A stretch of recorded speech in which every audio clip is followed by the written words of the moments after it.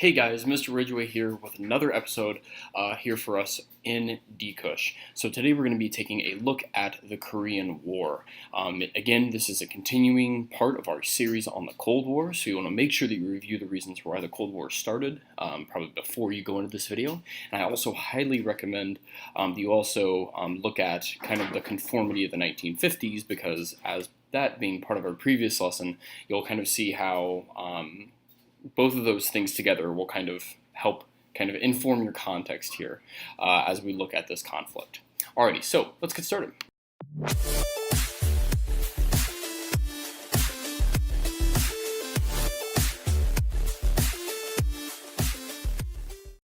Alrighty, so basically our question that we're going to look at here is, how does war result in intended or unintended consequences?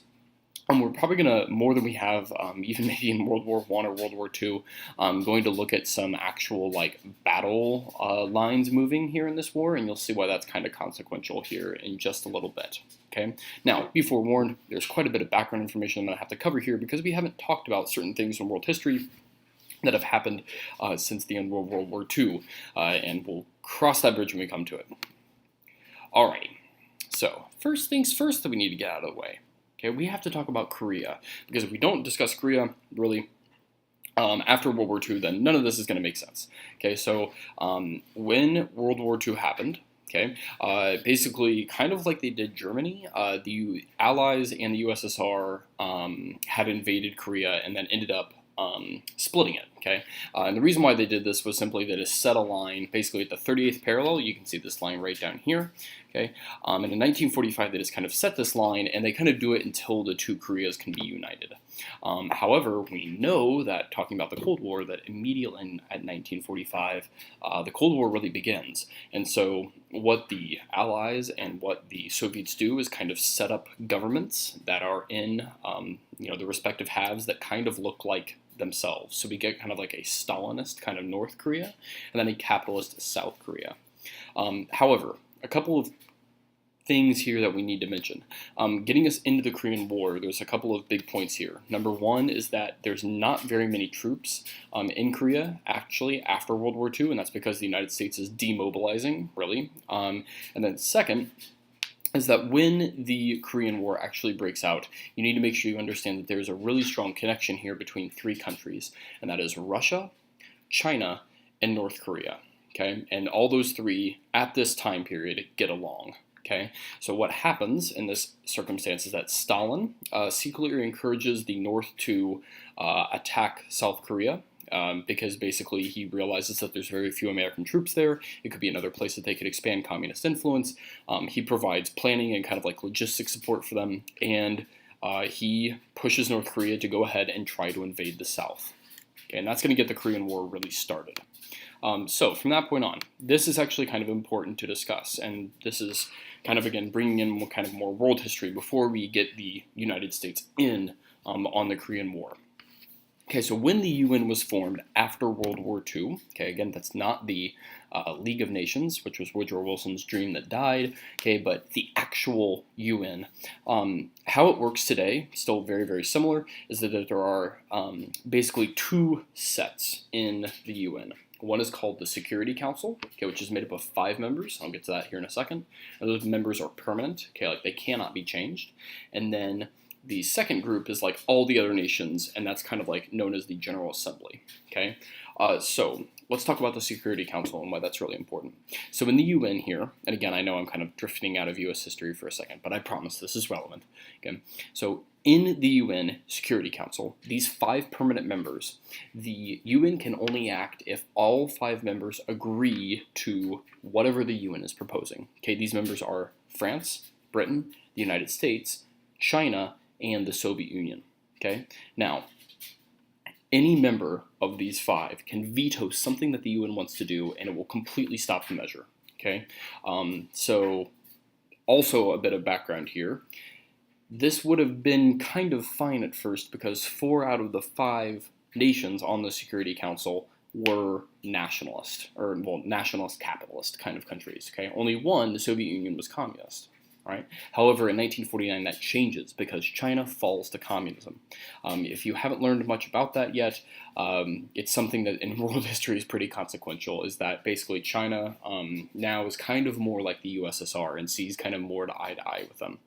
Now, why this is a big deal, okay, because in 1949, we're right almost at the brink of the Korean War, is that the Security Council, those in particular the US, France, and Britain, refuses to seat the new Chinese the delegate for the UN Security Council, okay, and because this guy's a communist, and again, these nations don't really want to see communism expand onto the UN Security Council. So what happens, and this is really, really important, is the Soviet Union boycotts the council and basically says, fine, if China's not going to be a part of it, we're going to stand in solidarity with them, and we won't be a part of it either. But this is a hugely consequential decision, because what happens, okay, is that the UN then, by the Soviet Union not participating in the vote, can all of a sudden now ram through something that will make the actual war begin. Okay, so I'll discuss that here right now. So here's what happens. Okay, so anyways, in the background we said that North Korea is going to invade the South with 80,000 troops. Okay, it's a lot of troops. So if we look here on the map, I'm just going to kind of place seconds of it at a time. This is the Korean War. It's every day represented, and I'm just going to kind of show you what the initial invasion looks like. So you can see here they very quickly capture Seoul, and then by about July and August, things are looking pretty serious, and that's kind of where South Korea is holding on. Okay, and so while this is all happening, the whole China and USSR boycotting the Security Council thing goes on. And so what Truman does, the United States, they see an opportunity here, and they ram through a resolution through the UN authorizing the use of force to protect South Korea. Okay? And this is a big deal because, number one, it's the first time that the UN was ever involved in sending like a police force to protect another country. Okay, and then secondly, the other thing that you need to realize here is that there was no declaration of war made by the United States in the Korean War. It was simply authorized by Truman because they were part of the UN and the Security Council, and Congress is not involved at all. Okay, World War II was technically the last time that the United States ever declared war through Congress. After the Korean War and on, Congress is not involved. Okay. Now, a couple other big things here, and we'll kind of have to tie this into other lessons when we get there. Truman's going to send reinforcements to Europe, okay, as well, and then also for the French in Vietnam at the same time. And we're going to see how that is going to become a very big deal here after a little while. Okay. So again, hopefully now you kind of understand how the start of the war happened and why the USSR boycotting the vote on the Security Council was so important. Okay. So summarize on your notes for me what in the background matters and what has happened so far. Okay, because again, I know that was a lot of information and you're probably not too familiar with how the UN Security Council and other things like that work. Right? As soon as you're ready, you can carry on with me. Okay, so I'm going to kind of put my face down here so we can kind of see this map. So here's the state of things, right? Is that all the North Korean armies, okay, so again supported by the Soviet Union, have pushed South Korean forces all the way down into this little tiny square in South Korea. Okay, so South Korea is in like a super dire position when UN troops finally get there. Okay, and it takes them a while. It's not like this happens automatically. I know this is kind of a tiny map, but you can kind of get the point of it. Okay, so again, to review, North Korea invades. Okay, it's going to push them down to this very teensy tiny corner. And then from that point on, a couple of important things happen. Okay, number one, obviously, okay, and there you just kind of saw it. All right, I'm going to back it up actually just even a few seconds. Right there. Okay. So I know it may be a little bit difficult for you to see on that map. Oh, I just lost my time. Oh, that's painful. We can get it. Okay, I think it was about the 13th or 14th of September. Yeah, okay. So there we go. Perfect. So two important consequential things happen. Okay, number one is that UN troops are going to land right here and provide reinforcements. Okay, and then MacArthur, who is the U.S. general at the time, if you don't know Douglas MacArthur, he's kind of a pretty important individual in U.S. history. He's the guy who, when the Philippines get invaded by the Japanese in World War II, he makes like a famous promise that he will return, and he does very, very famously. Okay, so MacArthur is in charge of UN troops, and he's kind of a very interesting general. He's a very kind of like big personality, and is really kind of only matched by his ego. Okay, so they don't make a whole lot of progress until MacArthur decides to land over here at Incheon. Okay, and this causes a mass retreat of North Korean troops, and you'll see this here on the map, and I'll play it for you. Okay, you can see that, and then they've taken back now all of South Korea. Okay, now here's where things become really, really important, and why war can sometimes have some very unintended consequences, is that Truman gives MacArthur, okay, after they have pushed, okay, to this 38th parallel line, Truman gives MacArthur the permission to take back all of Korea, okay, but he tells MacArthur explicitly, like, do not push too far north, because what's going to happen is you're going to push right here to the edge of China, which again is a communist nation, and that is going to be sending a very worrisome message to them if you're going to have tons of troops massing on China's border.